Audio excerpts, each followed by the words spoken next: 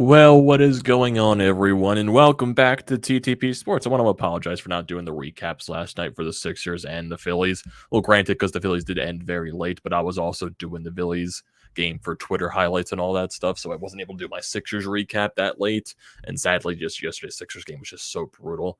But definitely, I'll try to get that for Game 6 when that happens tomorrow.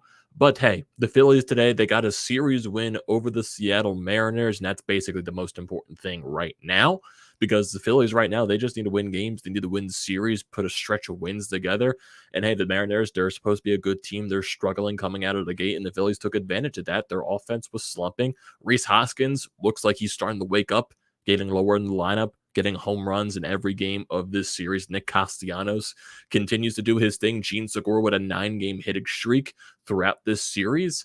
And yeah, pitching honestly was pretty solid. Aaron Nola pitched yesterday. I didn't think he would pitch bad. The Phillies got 4 errors. And granted, there were a lot of questionable stuff from the umpires yesterday. Bailey Falter today, though, getting the start, getting called up from Lehigh Valley. He was good. He looked really good out there. And that's a really bright spot to look into it when you don't have, guys like Zach Eflin and Zach Wheeler because those guys are in COVID protocol. And it does sound like Zach Wheeler is going to start tomorrow's game. He's going to meet with the team back in Los Angeles tomorrow. So most likely it sounds like Zach Wheeler is going to be starting, which is a bright side to that. But still, Bailey Falter came into the situation. He pitched a couple of good innings and helped the Phillies get a win. You get Rhys Hoskins with the clutch grand slam.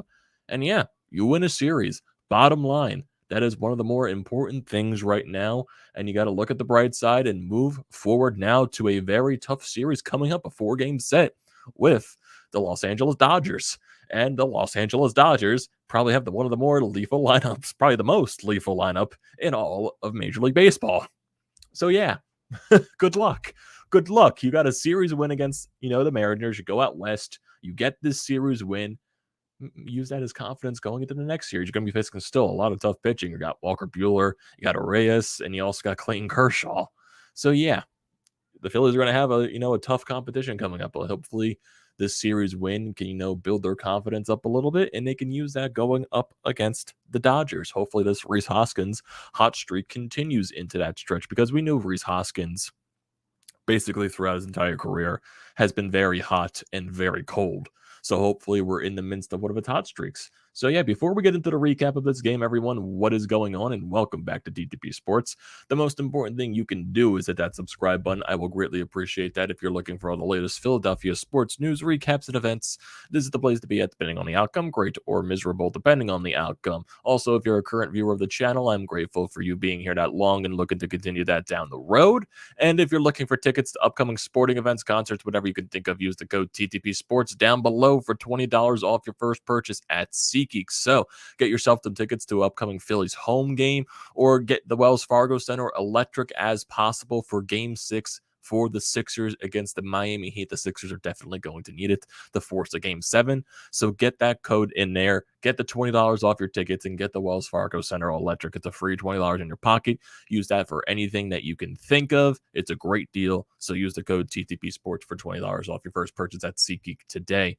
So I'm going to talk about yesterday's game just a tiny bit. I'm more going to focus on today's game just because that's more the recent thing.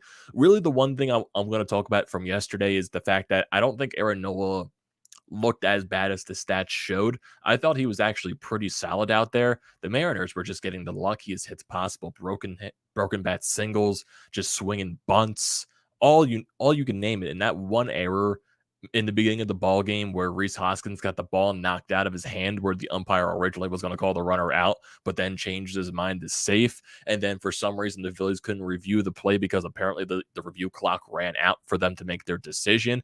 Joe Girardi gets thrown out of the ball game. And the Phillies hit a couple of home runs in yesterday's ball game, weren't able to come back into it. But overall, that was just, a very weird game. The Phillies also did commit 4 errors, so you're not going to win most baseball games when you commit that many errors. But overall, I still think that's a start that Aaron Nola can build off of. Definitely not one of his better starts, comparing it to the last few. But still, I think it's something to look at because I thought the fastball command was still very good as it's been in his past couple of starts, and that's something you got to build off of, definitely. Rhys Hoskins also got another home run yesterday, Gene Segura as well. Same thing with Nick Castellanos. So You just got to find ways to build off of that with the guys. Some of the bats are hot in this lineup. So going into today's game, Phillies get the series clincher as they beat the Mariners 4-2. And just basically going to Bailey Falter because he was really good in this ball game. He pitched 4 2/3 innings, allowed 5 hits, 1 earned run, and 4 strikeouts on 65 pitches. He was going to be on a pitch limit. They said before the game it was going to be around 55 to 60. So he got a little bit 5 more pitches in his arsenal to go into this ball game. His ERA drops to 3.75. So overall, a really good performance from Bailey Falter when you definitely needed something like that. And just overall, not much happened in this ball game. It was kind of a boring ball game. Both teams had their chances, and both teams really weren't able to cash in that much. The Phillies' bigger chance came later on in this ball game as the Phillies, because when the Phillies are going up against the Mariners right now, they had Gilbert on the mound, who has been an absolute stud this year for Seattle. He had 9 strikeouts in this game as well. The Phillies also struck out a lot to Robbie Ray on the mound yesterday, so the Phillies struck out a lot in the past couple of games. But the Phillies, they were basically shut down for a good amount of this ball game until you get into the top of the 4th inning, where Alec Boehm leads off with a single. Bryce Harper then walks, and then Nick Castellanos just barely misses a home run going the opposite way. Definitely showcases why the balls are dead, because honestly, the ball sounded fantastic off of the bat and dies right at the warning track. The Phillies have had way too many of those, specifically in this series. So yeah, shows you why the balls are dead. Bryce Harper steals second during Jean Segura's at bat, but then Jean Segura works out a walk. So you got bases loaded, 1 out for Rhys Hoskins. He works the count to 2-1, gets a fastball in a place where he likes it and rips it down the left field line, just goes right by the foul pole. Fair ball, and it's a grand slam for Rhys Hoskins, making it a 4-1 ball game. Excuse me, right there. Bailey Falter still being solid. Basically, that was the only Phillies chance of scoring in this game, because, yeah, they had a few base runners during this game. Rhys Hoskins, Bryce Harper, they both get on with singles. Nothing really happens there. Kyle Schwarber struggled in this series. I don't think he recorded 1 hit at all in this series. The Mariners in this game, the way they recorded their ones, you got not Todd Frazier, you got just Frazier in general getting a run there. For some reason, I was going to call him Adam Frazier, not Todd Frazier. It's Adam Frazier. God damn it.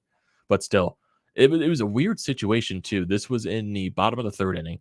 So Frazier with 1 out, doubles to left field. And originally, the play at second base called safe. But the Phillies decided to review the play. And on the replay that were shown, it is clearly obvious that Jean Segura gets his tag on his foot before he touches the base. Yeah, there's a little bit of dirt that pops up before his foot touches it, but you can kind of clearly tell that there's no contact with his foot on the bag whatsoever. And the review took way too long. And at that point, you were just thinking about, oh God, they're not going to call him out, aren't they? Nope, they called him safe. He got there, and eventually Julio Rodriguez drives him home to make it the 1-0 lead there, but still Rhys Hoskins hit the grand slam. The following innings of the Phillies responded. So, yeah, that was the more important thing in that scenario. The Mariners, they get some situations going in the bottom of the 7th inning. This is when Jose Alvarado comes out on the mound. Seranthony Dominguez pitched, a couple of innings there. He had some solid work. Allowed a couple of base runners as well, but still very solid work from Seranthony. So Jose Alvarado gets a couple of walks, gets the first guy out, but then walks the second guy, then walks another guy with 2 outs. Familia comes into the ball game, and then he allows an RBI single to France, which makes it a 4-2 game. He manages to get out of that situation. Familia comes back out for the bottom of the 8th. Leadoff single to J.P. Crawford. But then he gets the next 2 guys out. Corey Knebel comes out for the 4-out save. Gets Jesse Winker to strike out. And then you go to the bottom of the 9th. 1, 2, 3 inning for Corey Knebel. He gets another save. And the Phillies win this game by a score of 4-2. So if we go to the lineup for today, Kyle Schwarber struggled in this series a lot. I don't think he recorded a hit whatsoever. He goes 0 for 4 with 3 strikeouts.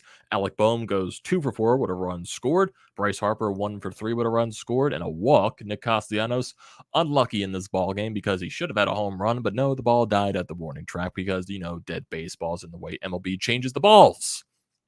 Not going to talk about that anymore, though. Jean Segura 9-game hitting streak. He goes 1 for 2 with 2 walks. His average is up to 299 now on the season. Rhys Hoskins, fantastic series overall. He goes 2 for 4 in this game, 4 RBIs on the grand slam.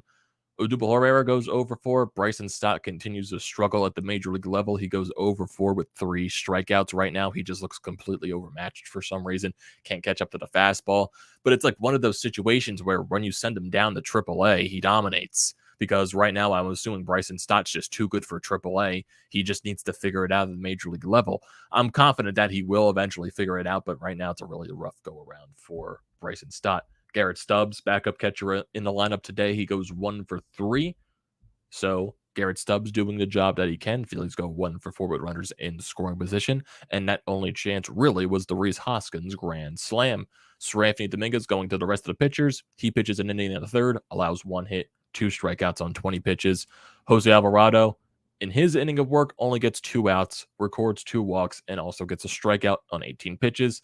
Familia, a little bit worrisome there, allows 2 hits in his inning of work, gets a strikeout as well on 27 pitches. And then Corey Knebel for the 4-out save, pitches an inning in a third, gets 2 strikeouts on 14 pitches. So very quick work there by Corey Knebel.